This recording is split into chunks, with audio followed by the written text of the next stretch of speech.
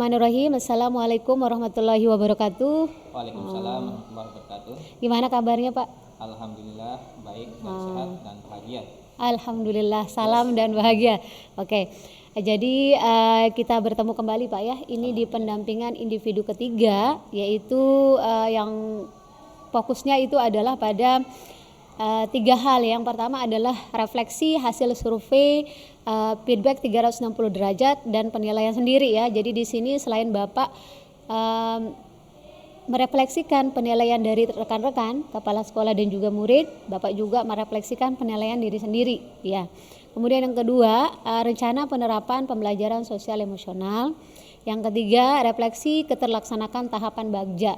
Kemudian nanti yang terakhir itu adalah refleksi proses pendampingan.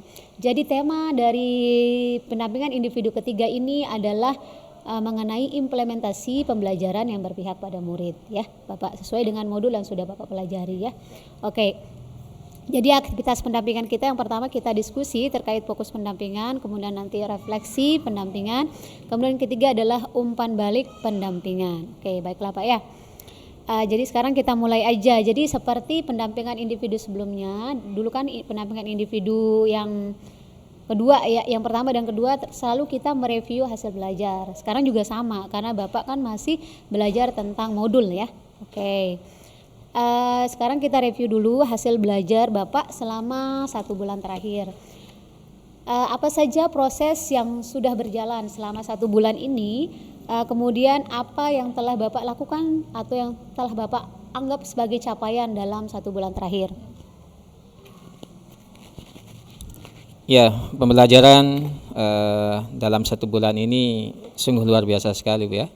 Di mana kita dijelaskan itu terkait dengan pembelajaran berdiferensiasi yang beragam, itu juga pembelajaran sosial emosional. Dan ini sungguh luar biasa sekali sebagai pencerahan saya pribadi sebagai guru dan mungkin juga sebagai langkah bagaimana kita pembelajaran kita di kelas itu berpihak kepada murid. Jadi alhamdulillah selama 1 bulan ini itu dalam pembelajaran review pembelajaran ini kita semakin paham bagaimana memahami karakter murid. Jadi murid ini unik dan beragam.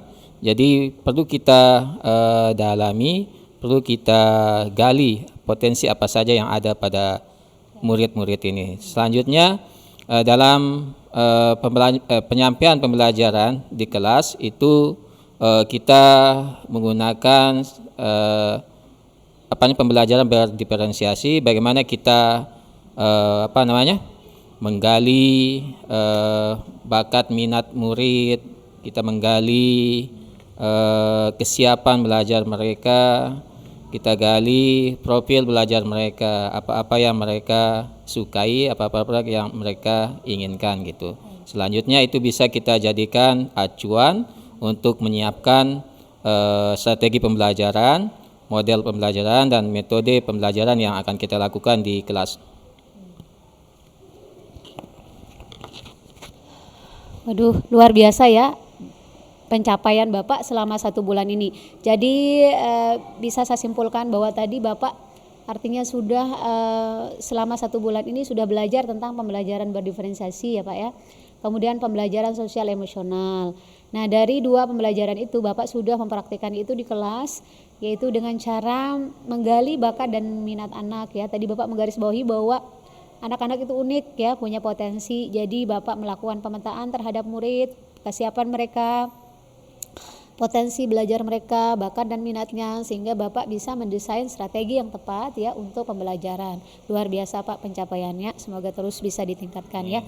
Kemudian yang kedua, berarti apa saja mungkin lebih detailnya capaian yang Bapak capai, yang merasa Bapak capai selama 1 bulan ini, mungkin bisa dijelaskan Pak. Ya, jadi capaian yang saya rasakan yaitu bagaimana saya memahami, bagaimana saya menjalankan pembelajaran berdiferensiasi ini. Jadi pembelajaran yang berdiferensiasi ini yang beragam ini tentu sangat baik bagi kami sebagai guru dan juga bagi anak-anak gitu. Jadi dengan kita memahami keberagaman murid, potensi murid, bakat minat murid, dan kesiapan belajar murid, jadi kita lebih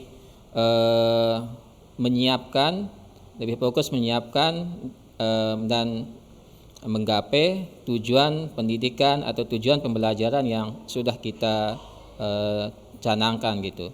Selanjutnya selain berdiferensiasi, kita juga kan dapat mengelola potensi atau sikap sosial emosional murid. Jadi apalagi di murid SD, Bu.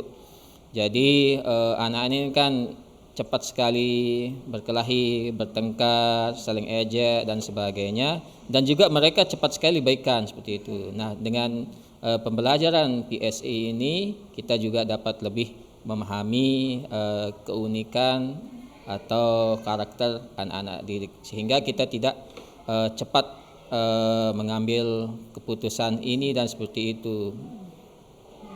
Apa yang Bapak anggap ya sebagai capaian itu adalah terutama tentang Bapak penerapan pembelajaran berdiferensiasi dan juga KSE ya, karena luar biasa dua pembelajaran ini itu bisa artinya bagus buat anak-anak ya, artinya Bapak bisa menggali potensi mereka, kemudian melakukan pemetaan sehingga bisa memberikan strategi yang tepat ya dalam pembelajaran. Kemudian dengan KSE juga, apalagi ini ada anak-anak SD ya, itu sangat luar biasa dampaknya. Luar biasa Pak, apa yang sudah dicapai selama 1 bulan ini, kemudian terus bisa dilanjutkan ya Pak.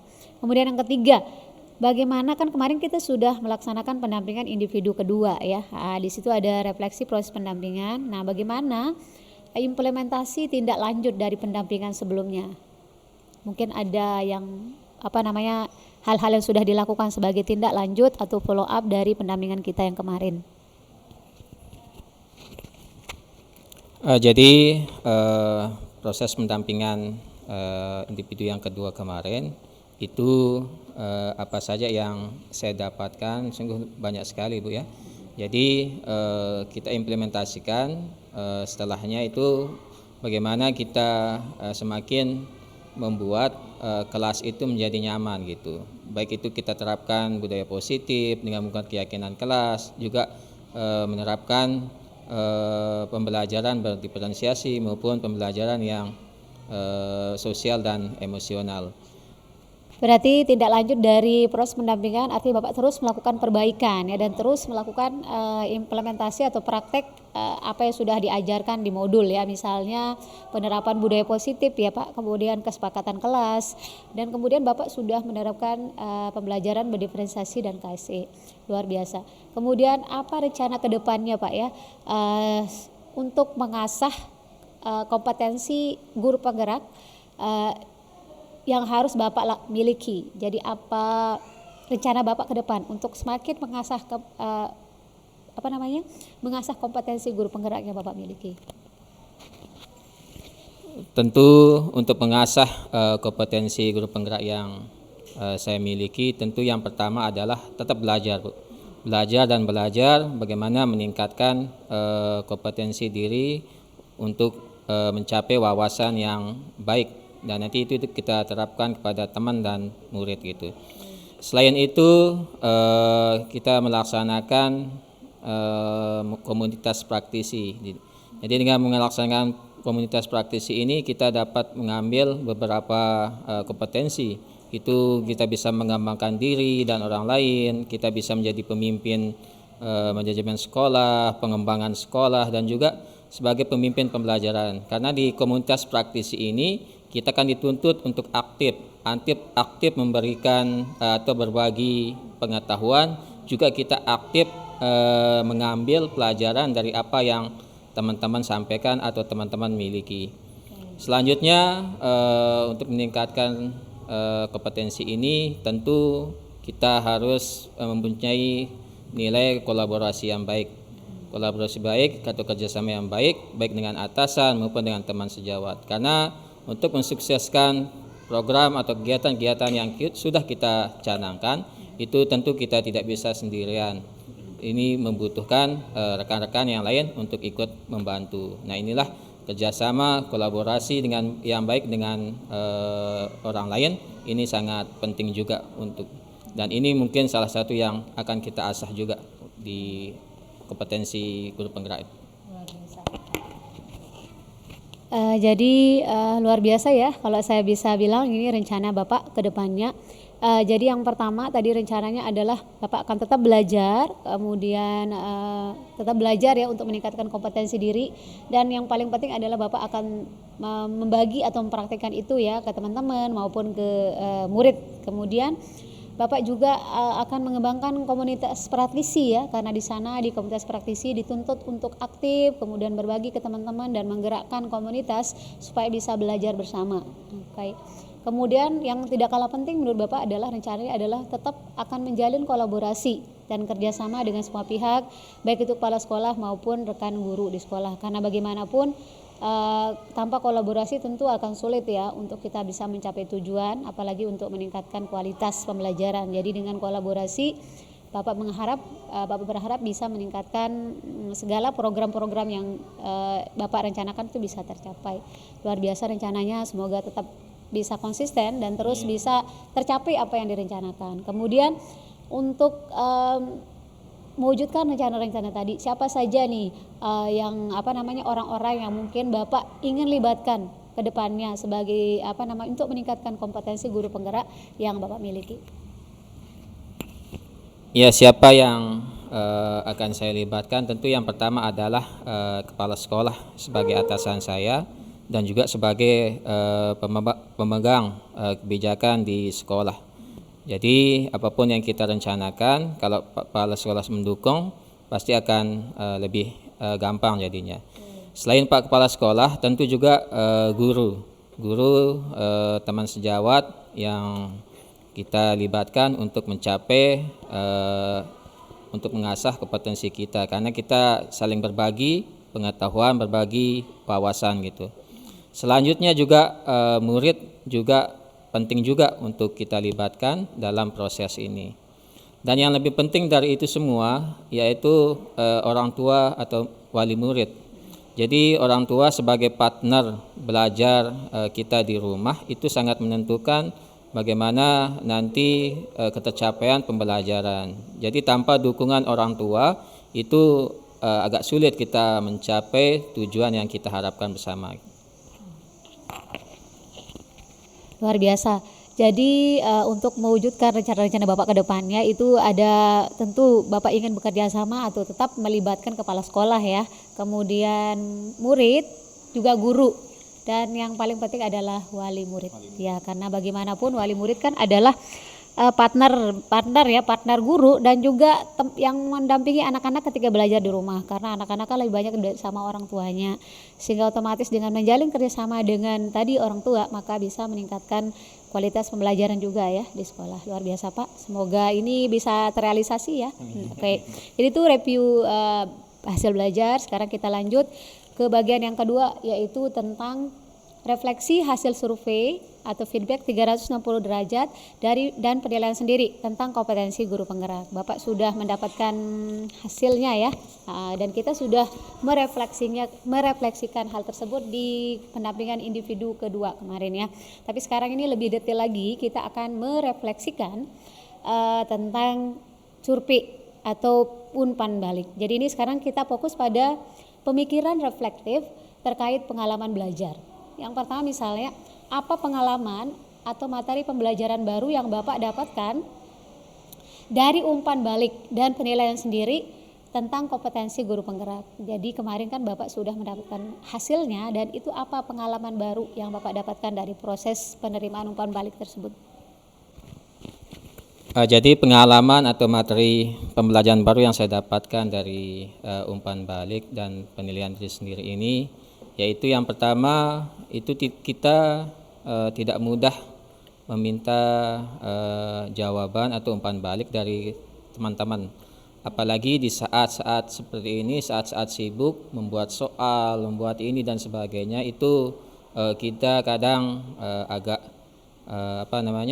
agak sungkan juga, walaupun memang sudah diingatkan dan sudah diinformasikan, tapi ada saja teman yang belum memberikan umpan balik tersebut, dan kita untuk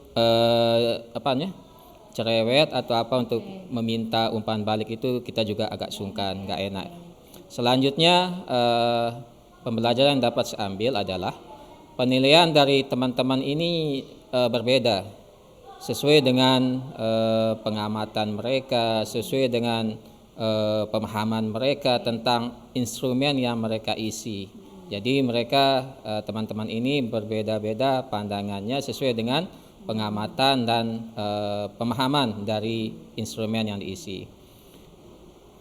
Selanjutnya pembelajaran yang dapat saya ambil di instrumen ini terutama penilaian diri sendiri, Bu ya.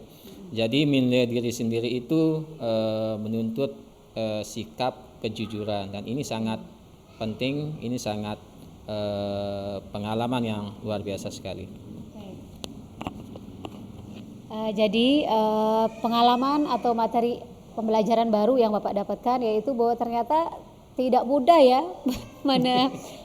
menerima umpan balik itu tidak mudah. Artinya Bapak di sela-sela kesibukan teman ketika meminta umpan balik ke teman itu agak sungkan rasanya, apalagi teman-teman kan juga sibuk ya, mungkin mereka juga waktunya tidak banyak ya, sehingga kita untuk terus menanyakan atau cerewet juga tidak sungkan ya, tidak enakan gitu ya. Kemudian yang kedua yang bisa menjadi pembelajaran baru bagi Bapak bahwa bisa penilaian antar teman itu ternyata berbeda ya. Jadi karena di sini kan dibutuhkan 5 orang ya umpan balik ya. Dan ternyata penilaian antar teman berbeda sesuai dengan pemahaman mereka ya terhadap umpan balik tersebut. Kemudian yang ketiga, penilaian diri sendiri itu dibutuhkan kejujuran ya. Berarti kalau boleh saya tanya, lebih sulit mana, menilai diri sendiri atau dinilai orang lain, Pak? Sebenarnya lebih sulit menilai diri sendiri. Jadi menilai sendiri kan dibutuhkan suatu nilai kejujuran. Kita bisa aja membuat ini dan itu, kita mudahkan sesuai dengan apa yang diharapkan gitu. Tapi kan itu beban moral bagi kita jika apa yang kita nilai diri sendiri itu tidak sesuai dengan apa yang penerapan di setiap harinya gitu. Jadi sulit ya menurut Bapak ya menilai diri sendiri ya. Tapi ada juga orang yang mudah menilai dirinya ya. Jadi ini luar biasa ya pengalaman ini. Kemudian selama Bapak menerima umpan balik, bagaimana emosi-emosi yang Bapak rasakan ya tentu terkait pengalaman menerima umpan balik? Mungkin bisa dijelaskan. Jadi selama menerima umpan balik itu sebagai manusia biasa, Bu ya, fitrahnya tentu kita senang, kita bahagia, dan juga kita optimis dengan apa yang umpan balik yang diberikan oleh teman-teman ini. Kenapa? Karena dari umpan balik ini kita tahu apa yang kurang pada kita juga tahu apa yang lebih menurut pengamatan mereka. Jadi kita bisa berkembang, kita bisa berbenah untuk meningkatkan kompetensi guru penggerak yang sudah atau apapun belum muncul gitu. Jadi sebagai manusia katanya pasti merasa senang ya. Tadi bilang bahagia, juga optimis ya. Karena dari umpan balik yang diberikan itu pasti setiap manusia ada kurang dan lebihnya ya. Tapi dengan itu Bapak belajar untuk berbenah untuk meningkatkan kompetensi sebagai seorang guru penggerak ke depannya. Luar biasa, Pak. Kemudian apa yang sudah baik yang berkaitan dengan keterlibatan Bapak dalam proses umpan balik ada penilaian sendiri tentang kompetensi guru penggerak, apa yang sudah baik dari proses ini? Jadi yang sudah baik kita semakin membina atau menguatkan kolaborasi kerjasama dengan baik dengan atasan maupun teman-teman.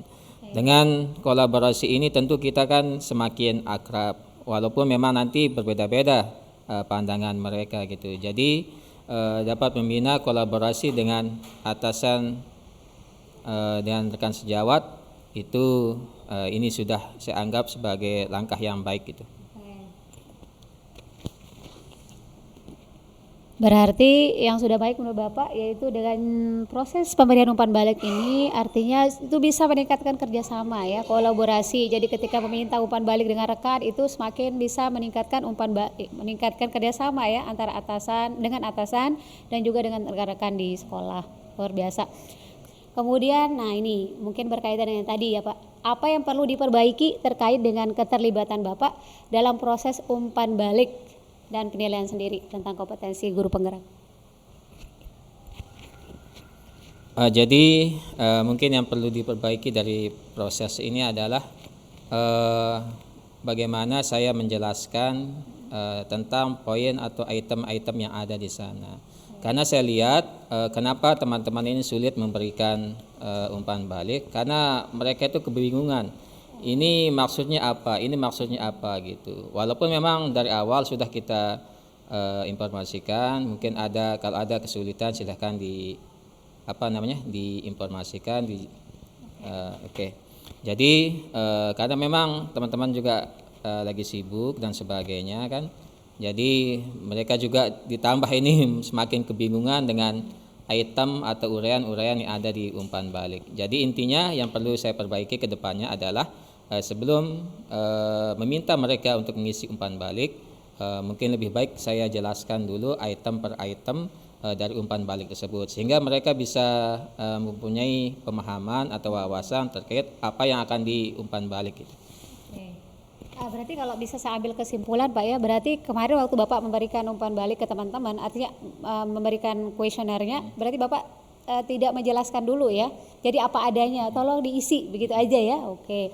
Berarti kedepannya Bapak berharap itu bisa menjelaskan minimal apa maksud poin-poin yang ada di dalam kuesioner tersebut, sehingga mungkin teman-teman mungkin tidak kebingungan atau satu kata ya, mungkin artinya penilaian juga sinkron ya, tidak berbeda. Kan tadi Bapak menyebutkan di awal bahwa penilaiannya berbeda antara teman yang satu sesuai dengan pemahaman mereka. Mungkin saja karena belum dijelaskan maksudnya, tapi dengan dijelaskan mungkin kedepannya jika ada kuesioner yang sama, mungkin bisa meminimalisir perbedaan antar penilaian antar teman. Luar biasa Pak ya. Oke.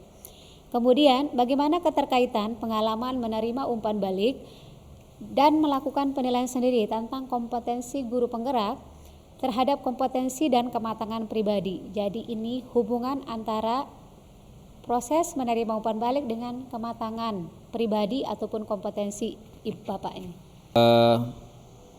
Menerima umpan balik dari orang lain kan tidak selamanya akan menyenangkan. Jadi ini tentu sebagai sebagai guru yang diumpan balik, diberikan masukan dan sebagainya, itu kan tentu dibutuhkan sikap legowo, sabar dan sebagainya. Hal ini untuk menuntut kita supaya bisa berintrospeksi diri. Mungkin di pandangan kita ini baik dalam hal ini, tapi belum tentu di pandangan orang lain seperti itu. Jadi apa yang diberikan, di umpan balik yang diberikan, kita meski harus bersyukur dan juga bersabar jika tidak mengenakan. Ini untuk kita jadikan sebagai pembenahan untuk peningkatan kompetensi ke depannya gitu. Luar biasa ya Pak. Jadi dengan menerima umpan balik, Bapak merasa bahwa tidak selamanya menyenangkan ya. Pasti ada rasa mungkin ada umpan balik yang tidak sesuai dengan harapan, itu bisa aja tidak mengenakan di hati. Tapi dengan proses ini Bapak bisa artinya legowo atau sabar menerima apapun umpan balik yang diberikan teman, dan itu dijadikan sebagai sebuah introspeksi diri atau untuk bisa lebih bersyukur ya, dan melakukan pembenahan ke depannya untuk meningkatkan kompetensi guru penggerak. Memang itu yang diharapkan Pak. Jadi proses menerima umpan balik itu adalah sebagai proses untuk kita memperbaiki diri dan terus memperbaiki diri hingga dapat meningkatkan kompetensi diri. Luar biasa. Jadi bukan untuk mencari-cari kesalahan, tapi seperti itu ya untuk meningkatkan. Nah itu luar biasa Pak. Oke, selanjutnya Pak ya.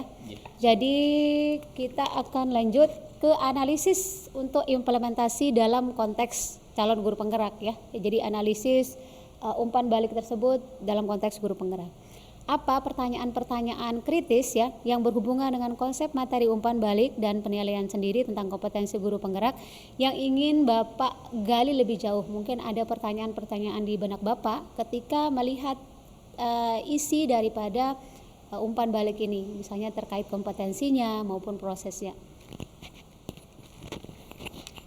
Jadi yang saya lihat ini yang mungkin pertanyaan yang saya kritisi, yaitu bagaimana mengkomunikasi peran pengembangan sekolah kepada wali murid gitu. Karena wali murid itu kan seperti yang disampaikan tadi, bahwa sebagai partner guru di rumah, sebagai pendamping murid untuk belajar di sekolah. Jadi bagaimana mengkomunikasikan pengembangan sekolah, materi pengembangan sekolah atau visi sekolah juga bisa itu kepada wali murid, sehingga wali murid atau orang tua di rumah ikut membantu apa program, apa kegiatan-kegiatan yang ada di sekolah supaya anak didik itu tidak ketinggalan atau tidak lambat dalam berkembang gitu.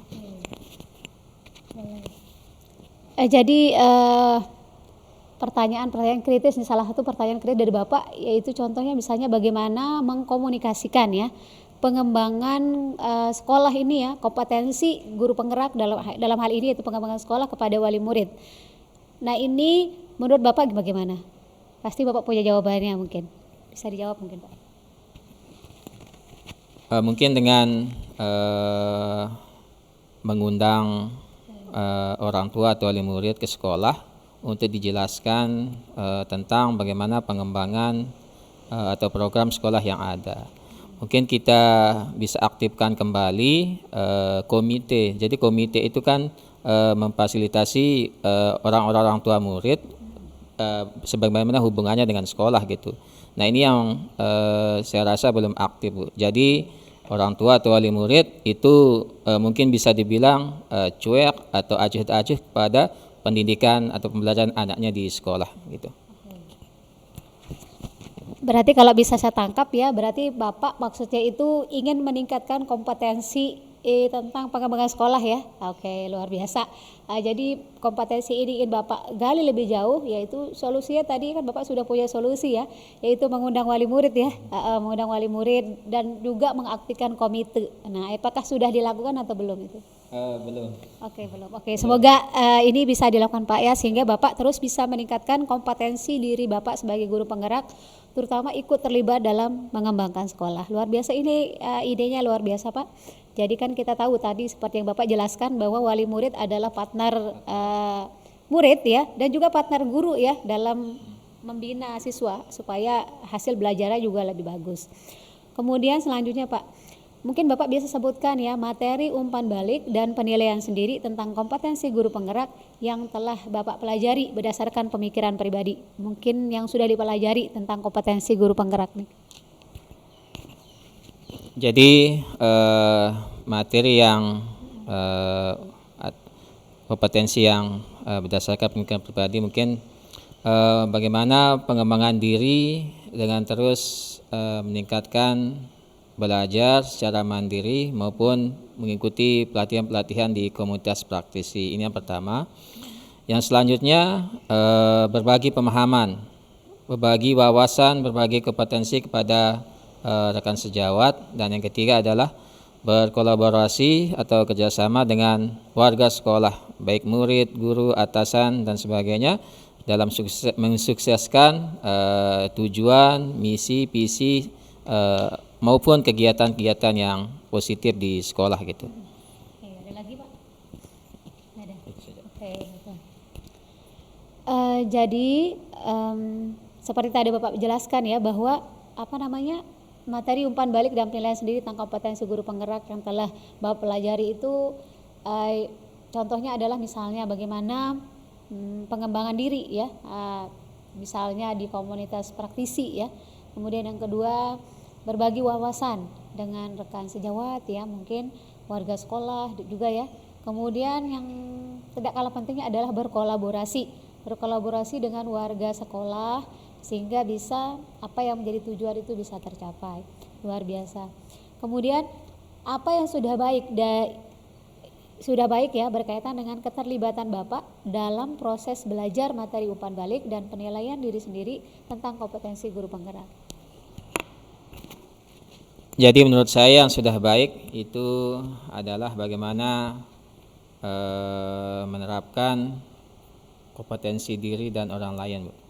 Jadi dari proses belajar materi umpan balik ini, saya menganggap bahwa saya sudah baik dalam hal kompetensi diri dan orang lain. Dengan memberikan mereka juga umpan balik, mengisi umpan balik, berarti saya juga mengembangkan kompetensi guru-guru yang lain tentang apa saja yang item-item yang perlu dibenahi gitu.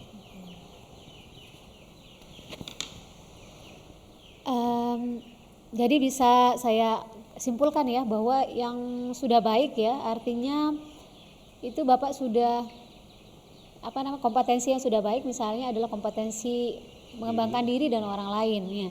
Tapi dari proses ini ketika Bapak memberikan umpan balik gitu ya, berarti Bapak sudah juga artinya bisa mengembangkan orang lain juga ya. Jadi mereka tahu tentang kompetensi apa yang diperlukan oleh seorang guru penggerak. Wah, luar biasa.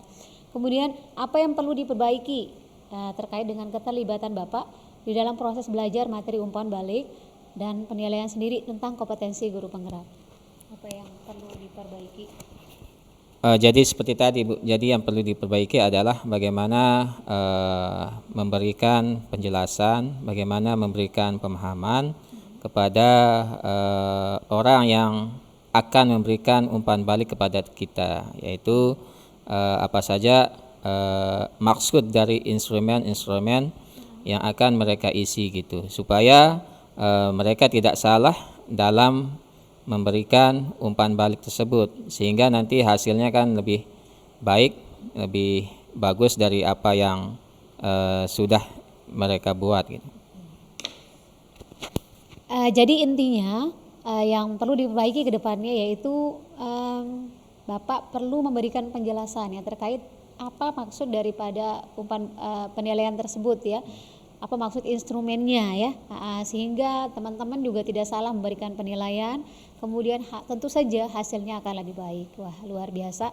Kemudian bagaimana keterkaitan pengalaman menerima umpan balik dan melakukan penilaian sendiri tentang kompetensi guru penggerak terhadap kompetensi dan kematangan diri Bapak ya.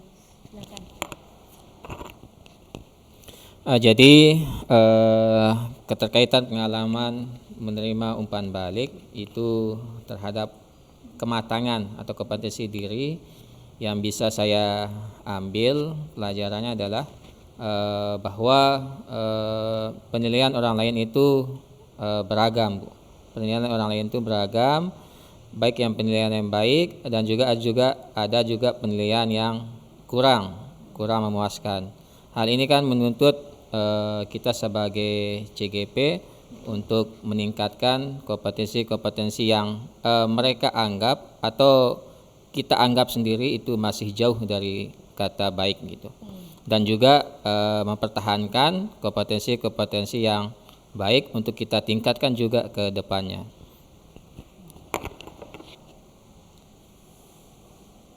Jadi tentunya ya, pengalaman menerima umpan balik ini memberikan hal yang luar biasa pengaruhnya terhadap kematangan pribadi dan juga kompetensi Bapak sebagai guru penggerak, yaitu penilaian orang lain ini dijadikan sebagai hal untuk meningkatkan kompetensi diri ke depannya. Luar biasa. Kemudian selanjutnya kita akan membuat keterhubungan ya antara umpan balik yang sudah Bapak terima kemudian dengan kompetensi guru penggerak. Sekarang, bagaimana pengalaman Bapak di masa lalu terkait umpan balik dan penilaian sendiri tentang kompetensi guru penggerak ini sebelum mempelajarinya? Ini mungkin ada hubungannya pengalaman masa lalu. Jadi sebelum saya mempelajari kompetensi guru penggerak di PGP ini, saya hanya berfokus pada diri sendiri dan juga mungkin berfokus pada orang lain, berbagi gitu. Tapi tidak pernah terlintas untuk menjadi seorang leader atau pemimpin pembelajaran. Jadi dan juga bagaimana kepemimpinan sekolah, karena itu saya anggap bukan ranah saya, begitu juga pengembangan sekolah. Jadi sebelum mempelajari kompetensi ini di PGP ini, saya hanya berfokus kepada diri sendiri dan juga berfokus kepada orang lain tanpa memperdulikan 3 kompetensi guru penggerak yang ada gitu. Jadi alhamdulillah setelah mempelajari atau mengikuti PGP ini, wawasan atau pemahaman saya menjadi terbuka bahwa bukan hanya diri sendiri, bukan hanya orang lain, tapi juga kita perlu meningkatkan kompetensi-kompetensi yang lain gitu. Jadi dulu ya, sebelum mengikuti program guru penggerak, Bapak itu merasa hanya fokus pada diri sendiri dan juga orang lain ya. Jadi sebelumnya itu tidak memikirkan tentang kompetensi sebagai pemimpin pembelajaran maupun manajemen sekolah dan pengembangan sekolah. Jadi merasa itu bukan ranahnya. Tapi sekarang setelah ikut dalam program guru penggerak, Bapak merasa concern untuk melihat 4 kompetensi tersebut ya, dan berusaha untuk meningkatkan kompetensinya. Luar biasa. Kemudian bagaimana rencana Bapak untuk menerapkan materi umpan balik dan penilaian sendiri tentang kompetensi guru penggerak ini ke depannya? Rencana. Rencananya apa yang menjadi umpan balik yang baik, kompetensi yang baik tetap akan kita pertahankan dan optimalkan dengan rutin mengadakan atau mengikuti komunitas praktisi seperti KKG dan juga pembelajaran baik daring maupun luring, Bu. Yang kedua yaitu penilaian kompetensi yang masih kurang, itu mungkin bisa kita perbaiki dengan meningkatkan wawasan dan pemahaman baik dengan pembelajaran maupun bertanya langsung kepada orang-orang yang sudah kompeten dalam kompetensi tersebut. Berarti rencana ke depan ya yang akan Bapak lakukan itu adalah untuk kompetensi yang sudah baik itu Bapak akan terus pertahankan ya, tentu dengan mengikuti komunitas praktisi ya. Kemudian yang kedua, kompetensi yang kurang mungkin itu bisa diperbaiki ya dengan meningkatkan kolaborasi juga ya, kemudian dengan berusaha belajar lagi ya untuk meningkatkan kompetensi yang masih kurang. Kemudian selanjutnya Pak, bagaimana hubungan materi umpan balik dan penilaian sendiri tentang kompetensi guru penggerak ini dengan praktek baik dari materi sebelumnya? Sebelumnya kan ada materi bagaimana budaya positif, nilai dan peran guru penggerak itu. Jadi ketika di pelajaran nilai dan guru penggerak ini kan dituntut bagaimana berkolaborasi. Jadi hubungannya adalah dengan umpan balik ini, materi umpan balik ini kita bisa meningkatkan kolaborasi dengan rekan-rekan sejawat gitu. Dan juga kita bisa meningkatkan nilai kritis, bernalar kritis. Jadi dengan memberikan umpan balik itu kan teman akan kritis atau kita juga kritis dengan diri kita sendiri, apa yang perlu kita benahi gitu. Berarti hubungan materi umpan balik dengan praktek baik sebelumnya, bahwa dari pembelajaran modul-modul sebelumnya misalnya tentang budaya positif ya, kemudian tentang nilai dan peran guru penggerak maupun visi guru penggerak itu, nilai dan peran guru penggerak Bapak hubungannya adalah itu bisa meningkatkan kolaborasi ya. Jadi dengan meminta umpan balik ke teman itu kan berarti sudah melakukan kolaborasi dengan rekan. Kemudian bisa meningkatkan nilai diri ya, tentu yaitu bernalar kritis ya. Jadi dengan menerima umpan balik maupun memberikan umpan balik itu bisa meningkatkan kompetensi diri yaitu bernalar kritis ya. Oke, sepakat. Kemudian apa materi lain yang terkait umpan balik dan penilaian sendiri tentang kompetensi guru penggerak yang ingin Bapak gali lebih, yang maksudnya yang Bapak pelajari ya dari sumber lain di luar bahan ajar. Jadi ada nggak materi dari umpan balik dan penilaian sendiri tentang kompetensi guru penggerak yang Bapak pelajari dari sumber lain di luar bahan ajar PGP? Jadi untuk kompetensi guru ini mungkin banyak sekali yang bisa kita ambil pelajaran di tempat selain PGP ini. Contohnya di komunitas praktisi atau pelatihan-pelatihan, seminar-seminar atau workshop yang diadakan oleh lembaga pemerintah maupun non pemerintah. Jadi semuanya adalah bagaimana mengembangkan kompetensi guru ke arah yang lebih baik gitu. Jadi menurut Bapak bahwa tentang materi umpan balik ini bisa didapatkan dari lain ya, di luar PGP, misalnya dari sumber lain di luar program guru penggerak. Misalnya tadi contohnya di komunitas praktisi, kemudian di apa lagi tadi di pelatihan-pelatihan atau workshop atau seminar yang tentunya itu juga untuk meningkatkan ya kualitas guru. Luar biasa Pak. Kemudian selanjutnya Pak, ini sudah di akhir daripada sesi 1.2 ya. Sekarang kita lanjut ke 1.3, yaitu tentang rencana penerapan pembelajaran sosial emosional ya. Jadi tentunya Bapak sudah belajar ya tentang materi ini. Apakah Bapak sudah mempelajari modul 2.2? Nah, kalau sudah, apa yang Bapak pelajari pada modul tersebut? Mungkin bisa dielaborasi sedikit apa yang Bapak pelajari. Alhamdulillah saya sudah mempelajari modul 2.2 tentang pembelajaran sosial dan emosional gitu. Jadi bagaimana dalam materi ini kita dituntut untuk mempunyai kesadaran penuh atau mindfulness untuk menerapkan kompetensi sosial emosional kita sebagai guru untuk kita terapkan di kelas dan di sekolah. Supaya apa? Supaya pembelajaran itu tercipta atau anak murid tercipta kesejahteraan atau well-being. Begitu pula penguatan KSE bagi pendidik dan tenaga kependidikan di sekolah dengan menjadi teladan, belajar dan berkolaborasi dengan baik antar sesama gitu.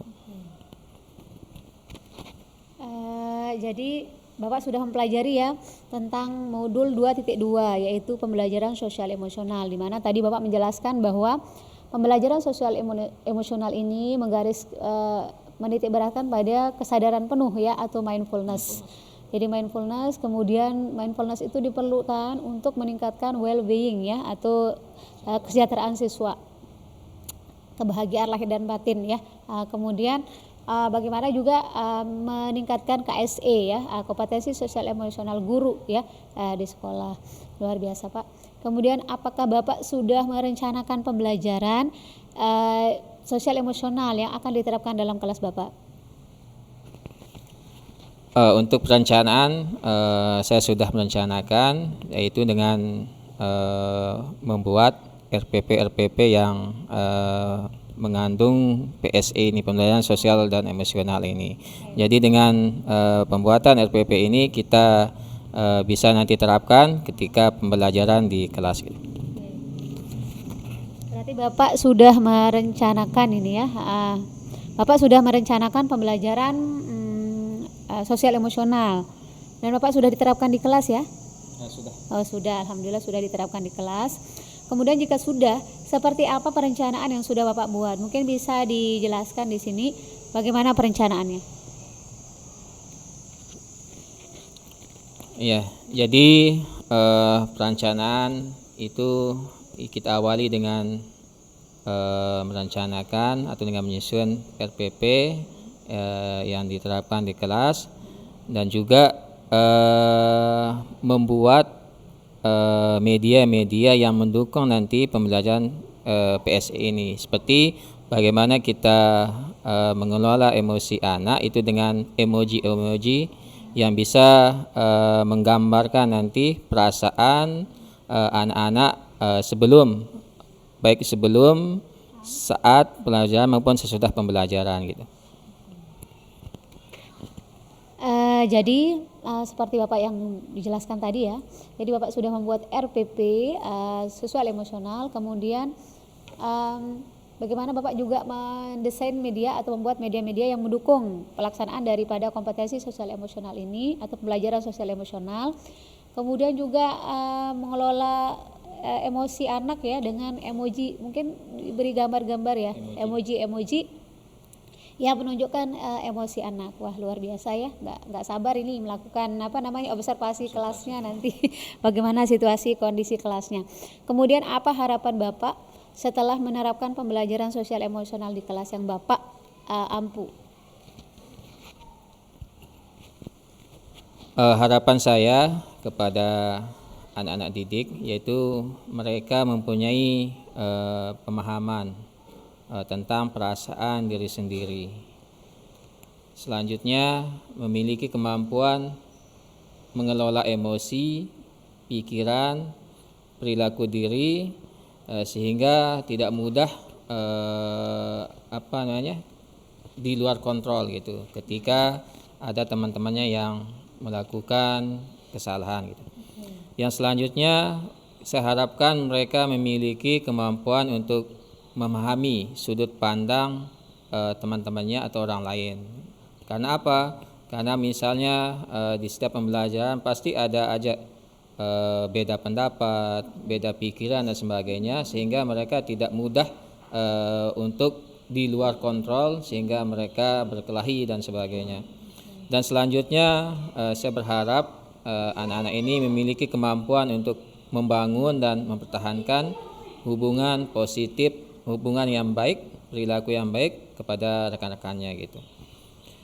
Selanjutnya mampu untuk mengambil keputusan dan juga bertanggung jawab dari apa yang mereka canangkan atau inginkan gitu.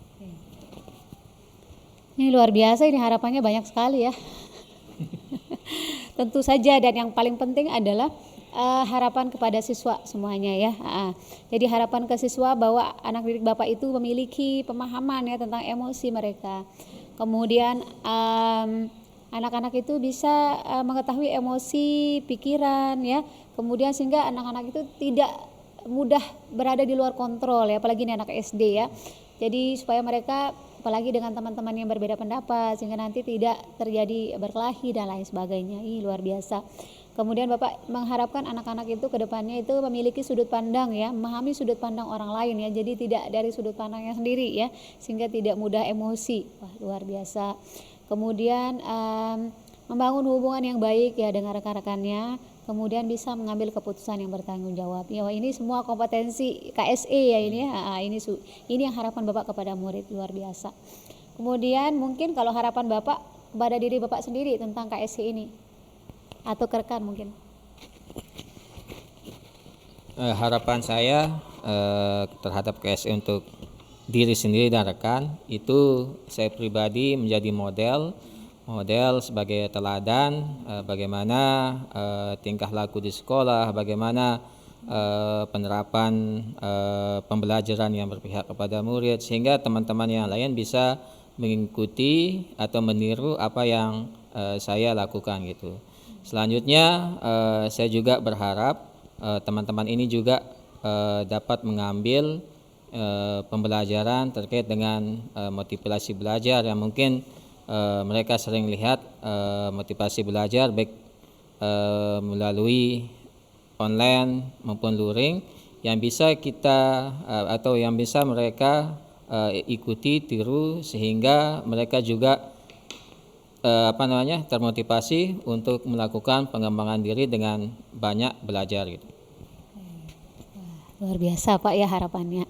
Jadi mudah-mudahan terwujud ya. Jadi Bapak sebagai teladan bisa juga kompetensi sosial emosional itu dimulai dari diri Bapak ya, sehingga Bapak bisa menjadi teladan dan akhirnya teman-teman juga ikut juga ya, ikut belajar dengan mandiri ya, sesuai dengan apa yang Bapak lakukan sekarang. Luar biasa Pak. Oke, sekarang kita lanjut Pak ya, kemudian ke 1.4 refleksi keterlaksanakan tahapan bagja. Ini saya tanya, ada bagjanya Pak? Mungkin bisa dibawa ke sini bagjanya dulu. Jadi kita mulai ya di refleksi keterlaksanakan tahapan bagja. Jadi Bapak sudah mempelajari tahapan bagja ini dulu ya di modul 1.3 ya tentang visi guru penggerak. Jadi tahapan bagja ini merupakan sebuah alur ya atau tahapan yang bisa digunakan untuk di dalam prakarsa perubahan ya, dalam melakukan prakarsa perubahan. Nah, apa pengalaman atau materi pembelajaran baru yang Bapak dapatkan dari materi tahapan Bagja ini? Jadi pengalaman atau materi baru yang saya dapatkan dari tahapan Bagja ini adalah bagaimana dalam melakukan perubahan, melakukan sesuatu hal yang baik, membutuhkan alur baik itu seperti inquiry apresiatif melalui tahapan Bagja. Jadi bagaimana ketika kita memprogramkan sesuatu, itu kita manage dulu dengan membuat tahapan-tahapan, alur-alur seperti tahapan Bagja ini, supaya hasil yang kita inginkan, tujuan yang kita harapkan itu lebih mudah tercapai ketimbang kita memprogramkan atau melakukan kegiatan sesuatu tertentu tapi kita tidak tahu alurnya gitu. Tapi dengan tahapan-tahapan Bagja ini kita semakin mudah untuk melaksanakan apa yang kita canangkan, dan juga hasilnya mungkin akan lebih baik ketimbang kita tidak membuat tahapan-tahapan tersebut. Oke. Jadi sepakat ya bahwa jadi pembelajaran baru yang Bapak dapatkan itu dari alur Bagja ini, bahwa dalam membuat program itu membutuhkan alur ya atau tahapan, yaitu inquiry apresiatif ya, tahapan Bagja. Kemudian dalam setiap membuat program itu lebih baik di manage dulu dengan membuat alurnya, yaitu tahapannya itu dengan membuat Bagja. Karena dengan alur Bagja ini Bapak akan lebih mudah mencapainya ya, mudah mencapai tujuan yang diinginkan, kemudian juga mudah melaksanakannya. Luar biasa Pak. Kemudian bagaimana emosi yang muncul dalam diri Bapak ketika Bapak terkait pengalaman belajar tentang materi Bagja? Jadi tentu emosi yang saya rasakan terkait dengan pengalaman belajar Bagja ini itu rasa senang, bahagia, karena apa yang menjadi kendala di lapangan itu terjawab oleh tahapan Bagja ini. Karena kita seringkali membuat program kegiatan, tapi kegiatan atau program tersebut mandek atau tidak berjalan dengan baik. Kenapa? Karena kita tidak memanage kegiatan tersebut, tidak membuat alur-alurnya, tidak membuat tahapan-tahapannya, sehingga kadang ketika ada kendala kita menjadi bingung sendiri di lapangan.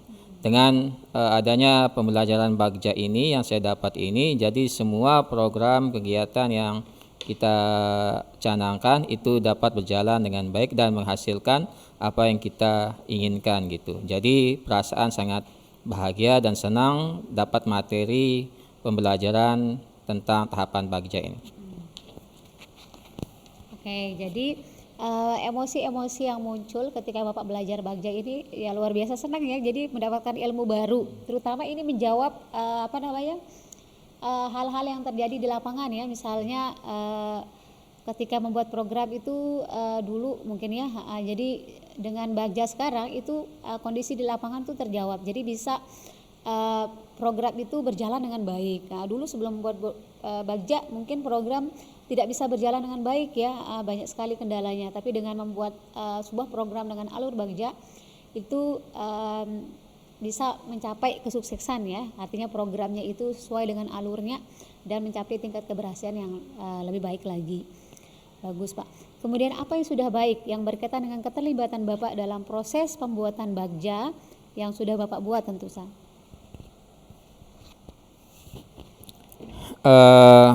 Yang sudah baik, yang hemat saya, yang saya lihat adalah bagaimana membuat rencana atau daftar-daftar tindakan apa saja yang akan saya lakukan untuk melaksanakan alur-alur Bagja ini atau menjawab pertanyaan-pertanyaan yang ada di alur Bagja ini. Mungkin aja. Oke, berarti yang sudah baik itu artinya Bapak sudah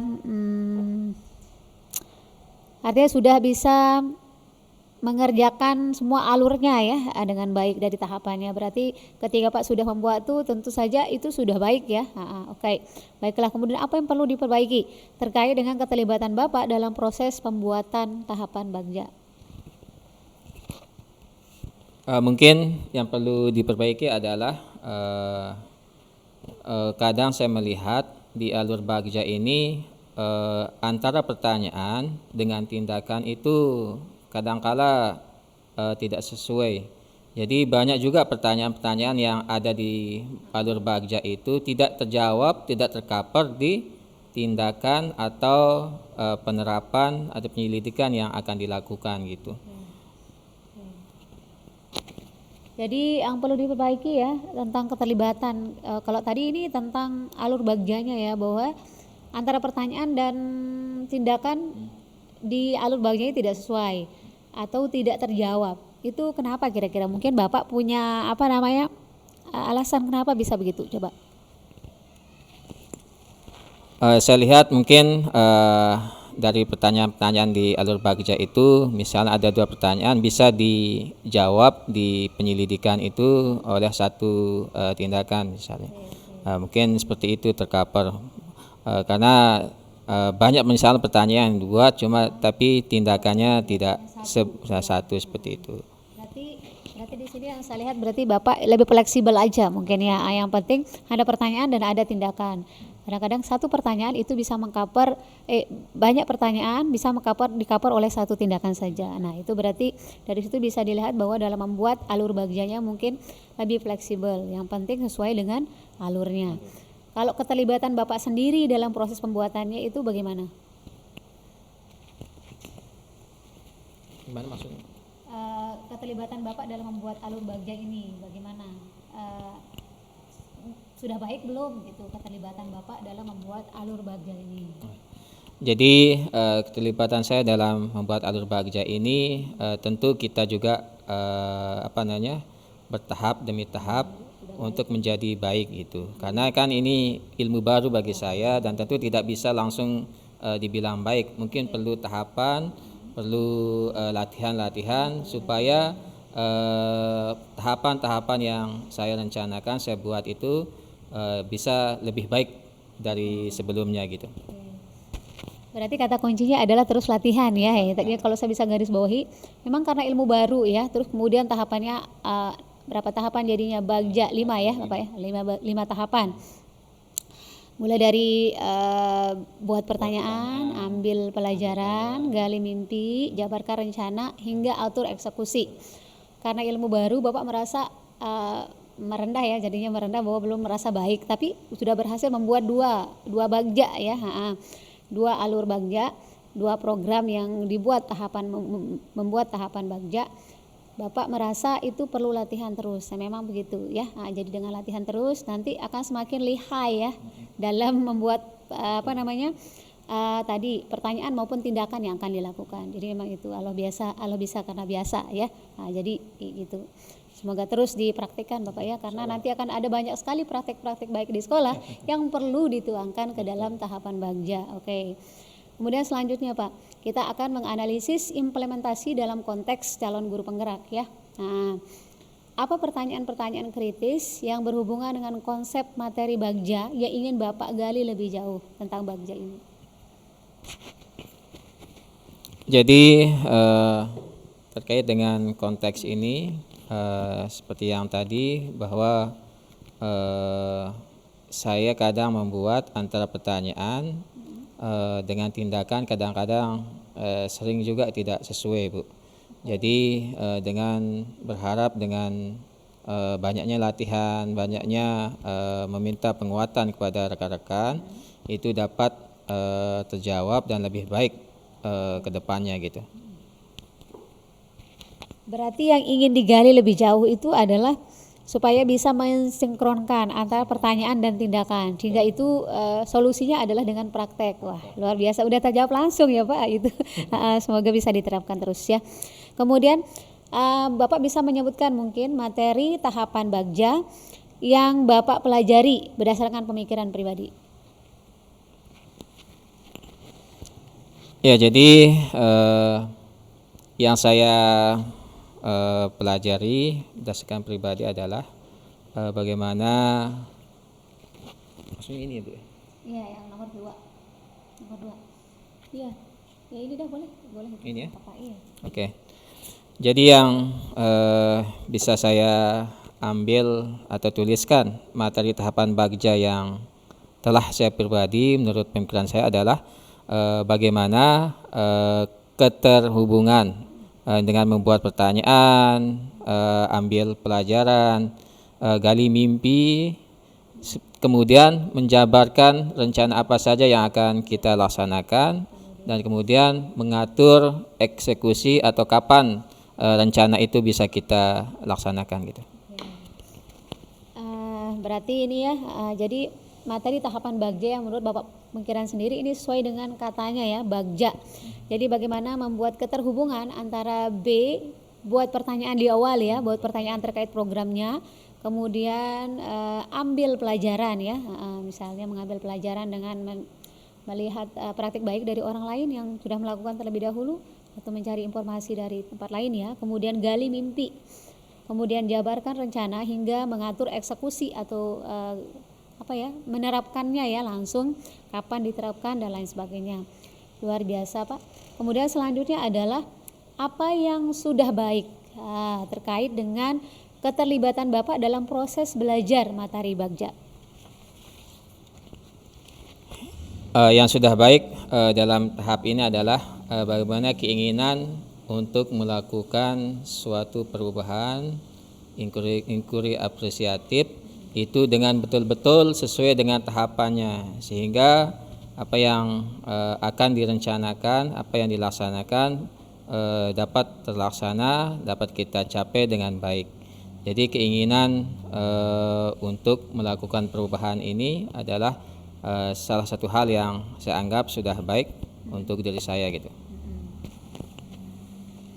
Luar biasa ya. Jadi yang sudah baik itu adalah keinginan untuk melakukan perubahan, karena itu kuncinya dulu ya. Kalau tidak ingin melakukan perubahan ya tentu tidak bisa menerapkannya dalam Bagja ya. Jadi dengan keinginan untuk melakukan perubahan, maka dengan paradigma inquiry apresiatif, maka Bapak nanti bisa menyesuaikan tahapannya sehingga nanti hasil yang diharapkan itu tentunya lebih baik ke depannya. Oke. Kemudian apa yang perlu diperbaiki? Kalau tadi kan sudah baik, sekarang apa yang perlu diperbaiki terkait dengan keterlibatan Bapak dalam proses belajar materi tahapan Bagja? Yang perlu diperbaiki adalah yang pertama adalah kembali memahami, kembali belajar terkait dengan poin-poin dalam tahapan Bagja ini. Setelah mempelajari tahapan Bagja ini dan juga bagaimana mengeksekusinya, apakah eksekusinya nanti sesuai dengan alur yang sudah kita buat ataupun tidak. Jadi ini yang mesti kita perbaiki, karena seringkali apa yang kita rencanakan nanti di lapangan itu tidak sesuai. Ini yang perlu mungkin saya perbaiki dalam proses belajar materi tahapan Bagja ini. Jadi intinya bahwa apa yang perlu diperbaiki ke depannya yaitu tentang kembali belajar ya, kembali belajar terkait poin-poin yang ada di dalam alur tahapan Bagja. Kemudian itu seterusnya yang paling penting adalah melihat kembali eksekusi ya, eksekusinya di lapangan apakah sesuai ya, diatur eksekusi itu kemudian diterapkan di lapangan apakah sesuai ya dengan yang direncanakan, karena berdasarkan pengalaman itu sering tidak sesuai ya tentang apa yang direncanakan dengan apa yang di lapangan, sehingga nanti memang perlu tidak hanya membuat alur Bagjanya tapi tidak dilaksanakan. Ternyata ya banyak sekali program di dalam Bagjanya tapi kan tidak ada implementasi, dan itu kan nihil ya, tidak ada artinya ya, sehingga yang paling penting adalah eksekusinya. Oke. Luar biasa, mudah-mudahan ya, artinya tidak hanya membuat tapi dilaksanakan, amin ya Pak. Kemudian selanjutnya bagaimana keterkaitan pengalaman belajar materi tahapan Bagja terhadap kompetensi dan kematangan diri pribadi Bapak, tentang hubungan antara pengalaman belajar Bagja ini dengan kematangan diri. Ya. Jadi mungkin kaitannya adalah untuk kematangan diri kita bisa menjadi lebih sabar dan fokus, Bu. Karena kita selama ini di lapangan kalau sudah merencanakan sesuatu kita pengennya langsung aksi, langsung menerapkan seperti itu tanpa memikirkan alur atau tahapan-tahapan apa saja yang akan kita lakukan. Itu mungkin salah satu keterkaitannya. Terkait dengan kompetensi ya. Oke. Luar biasa Pak ya. Jadi bisa saya simpulkan bahwa dengan belajar materi Bagja ini bahwa itu langsung berpengaruh terhadap kematangan diri atau pribadi sendiri. Di samping kompetensi Bapak meningkat tentang pemahaman baru tentang ilmu baru ya tentang Bagja ini, tapi juga itu memberi kematangan pribadi. Mengapa? Karena menjadi orang yang lebih sabar dan fokus. Jadi ketika tercetus ide program apa di sekolah, tidak langsung gas langsung laksanakan gitu, tapi direncanakan dulu sehingga Bapak lebih sabar dalam menyusun programnya dan lebih fokus ke arah tujuan yang ingin dicapai. Luar biasa Pak ya. Kemudian selanjutnya membuat keterhubungan. Bagaimana pengalaman Bapak di masa lalu ini ya terkait dengan tahapan Bagja sebelum Bapak mempelajarinya? Pengalaman masa lalu sebelum saya mempelajari tahapan Bagja ini adalah ketika saya mengusulkan suatu program kegiatan kepada atasan maupun kepada teman-teman, itu langsung saja buat program langsung kita jalankan tanpa kita memanage mengatur apa-apa yang akan kita laksanakan, sehingga hasilnya itu tidak sesuai dengan apa yang kita harapkan. Jadi kadang kita yang ada di lapangan setelah melaksanakan program yang kita buat itu suka mandek dan juga tidak konsisten. Kenapa? Karena kita memang tidak tahu tahapan-tahapan yang akan kita laksanakan. Kita maunya hasilnya bagus, hasilnya baik, tapi tahapan-tahapan itu kita tidak punya. Jadi pengalaman Bapak ya di masa lalu misalnya dulu kalau di ada pengalaman membuat program ya di sekolah itu langsung aja action ya tanpa ada perencanaannya dulu ya, langsung jalan aja ya, sehingga hasilnya itu kadang mungkin tidak sesuai ya dengan apa yang diharapkan, bahkan sering mandek ya karena juga tidak konsisten karena Bapak tidak membuat alur yang rinci melalui tahapan Bagja. Nah, ini bisa menjadi pelajaran ya bagi saya tentunya juga untuk bisa terus menerapkan Bagja dalam setiap apapun program atau praktik baik yang akan kita buat. Nah, luar biasa Pak. Kemudian bagaimana rencana Bapak ke depannya dalam menerapkan materi tahapan Bagja ke depannya? Tentu dengan banyak-banyak berlatih untuk menyusun tahapan Bagja agar apa yang kita manage, apa yang kita tahap-tahapan yang kita inginkan kita buat itu dapat berjalan dengan baik dan benar. Setelah itu mungkin bagaimana kita mengimplementasikan tahapan-tahapan ini di lapangan, di prakteknya sehingga sesuai dengan alur atau tahapan yang sudah kita buat. Mungkin ini rencana ke depannya. Nah, semoga tercapai ya rencananya ini. Kayaknya rencananya sama aja ya, bahwa yang pertama maksudnya rencananya setiap guru penggerak memiliki rencana yang luar biasa ya. Di sini adalah rencana banyak berlatih untuk mempraktekkan Bagja, karena tanpa kita terus berlatih mungkin juga tidak akan mudah ya kita lakukan, sehingga dengan terus berlatih kemudian yang tidak kalah pentingnya adalah mempraktekannya ya. Jadi atur eksekusi langsung dilaksanakan ya, sehingga maksudnya bisa berjalan dengan baik ya. Jadi Bagjanya sudah dipraktikkan kemudian langsung dipraktikkan ya. Luar biasa Pak, semoga bisa terwujud ini ke depannya ya. Kemudian bagaimana hubungan materi tahapan Bagja ini dengan praktek baik dari materi sebelumnya? Jadi hubungan materi tahapan Bagja ini dengan praktek baik dari materi sebelumnya adalah sebelumnya kan ada pembelajaran tentang disiplin positif, budaya positif. Jadi bagaimana praktek-praktek positif yang ada di sekolah, misalkan salaman kepada guru, memberi salam kepada guru, kelas meeting dan sebagainya, kegiatan tersebut itu kita jabarkan, kita buat alur-alur tahapan Bagjanya. Supaya apa? Supaya praktek baik positif tersebut dapat terlaksana dengan baik dan sesuai dengan harapan gitu. Luar biasa ya.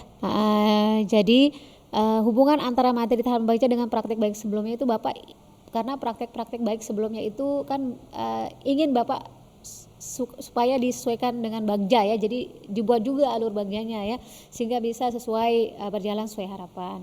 Kemudian selanjutnya Pak, apa materi lain yang terkait materi tahapan bagja ini yang Bapak pelajari dari sumber lain di luar program guru penggerak?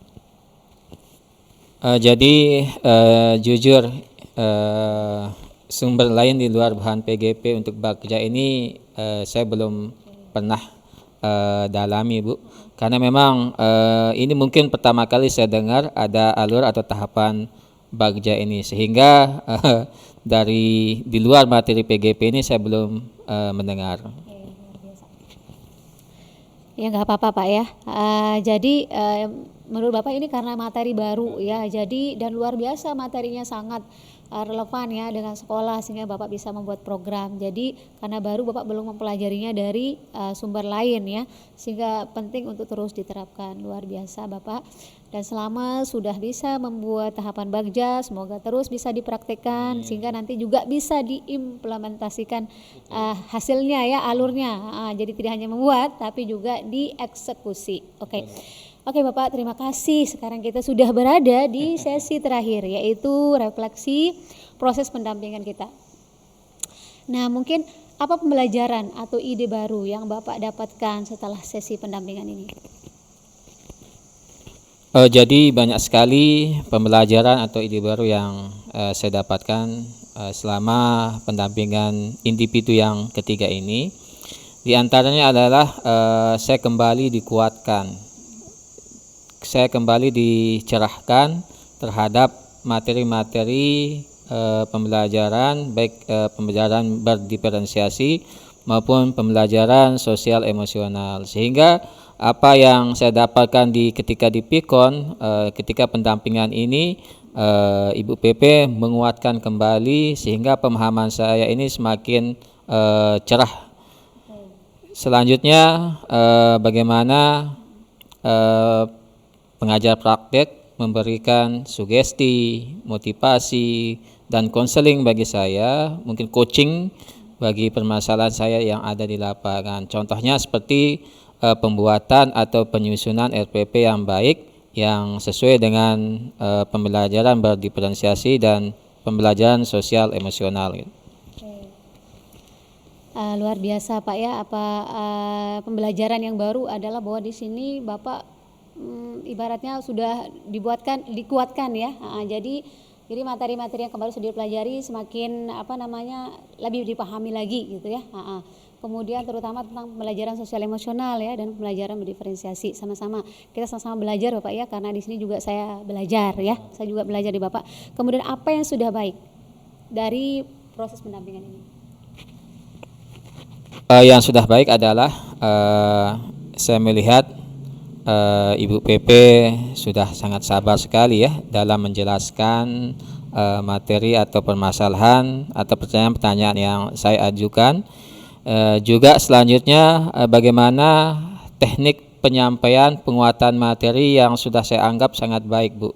Mungkin patut bagi saya untuk mencontoh bagaimana menjawab pertanyaan-pertanyaan, menjelaskan atau menguatkan materi yang dibutuhkan oleh CGP, sehingga pemahaman CGP itu semakin cerah dan sesuai dengan yang diharapkan. Oke. Jadi yang sudah baik, saya dianggap sabar ya. Kita semua menjadi orang yang sabar ya, amin. Kemudian teknik penyampaian materi sudah lebih baik ya. Oke, mudah-mudahan ya bisa bisa lebih baik lagi, amin. Kemudian yang perlu diperbaiki dari pendampingan ini maupun dari saya ya dalam proses pendampingan berikutnya. Saya rasa semua sudah baik Bu, tidak perlu diperbaiki. Dari segi penyampaian, teknik dan sebagainya itu sudah saya anggap luar biasa sekali. Dan mungkin kita bisa tambah instrumennya Bu.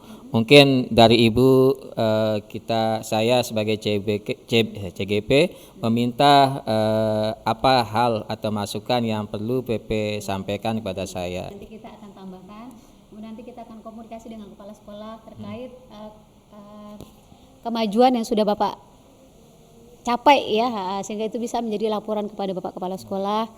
Oke, ini akhir. Terima kasih Pak ya atas refleksi Bapak terkait proses pendampingan kita, di mana untuk kedepannya tentu banyak hal yang perlu kita perbaiki Pak ya, karena tidak ada yang sempurna ya. Jadi selalu ada hal yang harus kita perbaiki.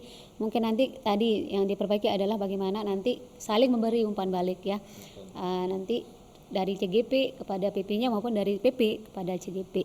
Kemudian nanti juga kita butuh komunikasi dengan kepala sekolah terkait perkembangan Bapak dalam program guru penggerak ini. Kemudian untuk pendampingan individu keempat nanti, walaupun ini ada jeda 2 bulan, jadi diharapkan Bapak bisa menyusun RPP berdiferensiasi sekaligus integrasi dengan kompetensi sosial emosional. Kemudian dirancang untuk pembelajaran di semester 2 Pak ya. Karena itu yang akan kita supervisi. Oke, itu aja Pak ya. Jadi minimal nanti dibuatnya 2 jam pelajaran. 2 jam. Oke. Siap. Terima kasih Bapak Sama-sama, atas penerimaannya di sini, kesempatannya. Nggih, nggak apa-apa. Jadi terima kasih, semangat terus Bapak ya.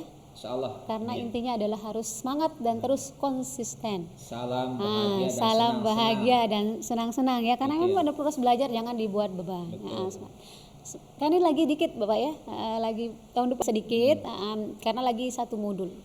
Nggih, dan Bapak akan finish, oke. Dan luar biasa, tinggal mencapai menerima hasilnya nanti. Selamat dan terus semangat. Sekian dari saya. Wassalamualaikum warahmatullahi wabarakatuh. Waalaikumsalam warahmatullahi wabarakatuh.